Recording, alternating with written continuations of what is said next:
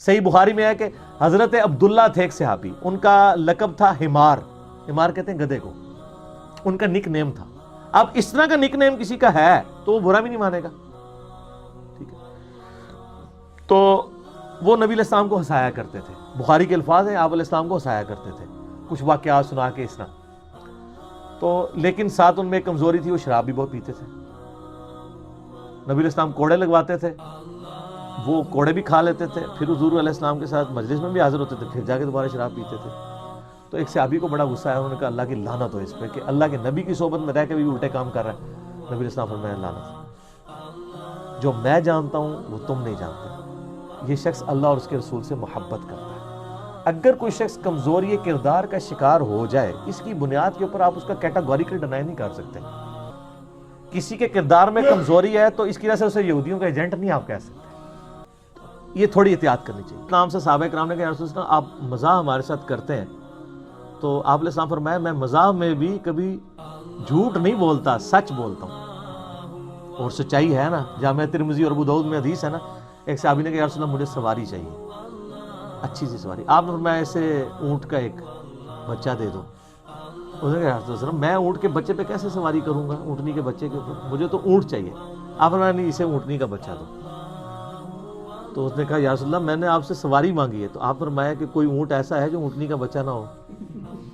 تو بات بھی سچی، مزاح بھی، اور ایک ضعیف روایت بھی ہے، وہ کمزور ہے شمائل ترمذی میں، کہ آپ علیہ السلام فرمایا کوئی بڑھیا جنت میں نہیں جائے گی ایک عورت کو، تو رونا شروع ہو گئی، تو آپ نے فرمایا کہ جوان ہو کے ہی جائیں گے سارے۔ یہ روایت کمزور ہے۔ انس بن مالک کہتے ہیں، جامعہ ترمذی میں حدیث ہے کہ نبی علیہ السلام مجھے کہا کرتے تھے اوے دو کانوں والے، تو دو کان تو ساروں کے ہوتے ہیں، لیکن ایک محبت سے کہہ دیا۔ اور شمائل ترمذی میں ایک صحابی تھے پینڈو، اور گنوار، صحابہ کرام کہتے ہیں بالکل چٹا ان پڑھ عربی شخص تھا، اور دماغ کا بھی پورا سا تھا، جس طرح سادہ لوگ ہوتے ہیں۔ تو نبی علیہ السلام کے پاس جب بھی آتا تھا آپ اسے بڑی محبت کرتے تھے، اور صحابہ کہتے ہیں وہ خوش شکل بھی نہیں تھا، کوجا۔ آپ علیہ السلام اسے بڑی محبت کرتے تھے، اور آپ پھر نا اس کو خوب تھاپڑا دے کہتے تھے یہ جو ہے نا فلاں گاؤں میں ہمارا ریپریزنٹیٹیو ہے، یہ ہمارا نمائندہ ہے، تو وہ بھی چوڑا ہو جاتا تھا کہ ہاں جی میں حضور دا ریپ ہوں۔ اچھا، تو صحابہ کرام کہتے ہیں ایک دفعہ وہ شہر میں آیا، تو وہ شہر میں آ کے کچھ چیزیں بیچا کرتا تھا نا، گاؤں سے لا کے حضور کے لیے بھی کچھ گفٹ لے آتا تھا، کیا کھجوریں کوئی اس طرح کی چیزیں۔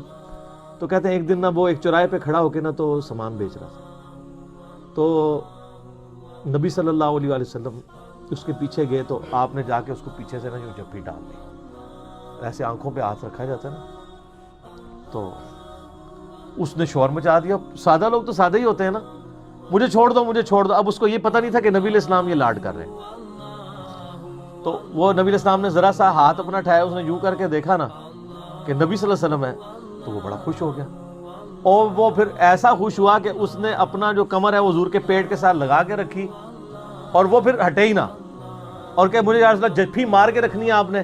پھر آپ علیہ السلام نے اس کی دل جوئی کے لیے فرمایا، آپ نے فرمایا کون ہے جو یہ غلام خریدے، ٹھیک ہے، یعنی وہ چیزیں بیچ رہا تھا، آپ نے فرمایا کون ہے جو یہ غلام خرید لے، تو اس نے کہا یا رسول اللہ صلی اللہ علیہ وسلم یہ آپ کا غلام بڑا کوجا ہے، یہ بڑا بد شکل ہے، آپ کو بڑے تھوڑے پیسے اس کے ملیں گے۔ تو آپ نے فرمایا کہ تو لوگوں کی نظر میں بد شکل ہے، اللہ کے نزدیک تو بہت خوبصورت ہے، ایمان کی وجہ سے۔